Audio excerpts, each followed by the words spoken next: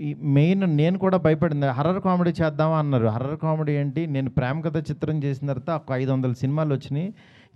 Every week ఒక horror cinema, horror comedy వచ్చింది. దీన్ని దాటి ఏం తీస్తాం అనేది, అందులో ప్రభాస్ గారిని తీసుకొచ్చి రెగ్యులర్‌గా ఏదో చేయలేము. అలా ఎలాగా అని చెప్పి నాకు అది క్రాక్ చేయడం కోసమే ఎక్కువ టైం తీసుకున్నాను నేను. అది అది చాలా బాగా వర్కౌట్ అయింది.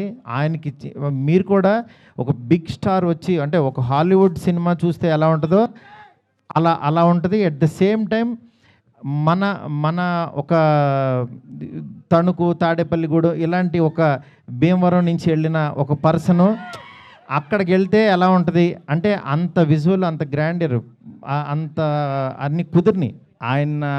ఆయన దగ్గర నుంచి కోరుకునే మీకు ఫస్ట్ సాంగ్ అంటే టైర్ నెంబర్ 1 సాంగ్ ఒకటి ఉంటుంది. అంటే ఆయనది ఇంట్రడక్షన్ సాంగు. అట్లాగే ముగ్గురు హీరోయిన్స్‌తో ఆయన్ని ఒక కళగా థియేటర్‌లో చూస్తే ఎలా ఉంటుందో ఆ కైండ్ ఆఫ్ సాంగ్ ఉంటుంది.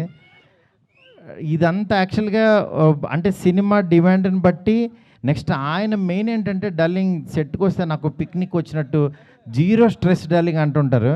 అలాంటి సినిమా ఇది. అందువల్ల మంచి మంచి సాంగ్స్ ఉంటాయి. సాంగ్స్ మీరు మామూలుగా ఎంజాయ్ చేయరు.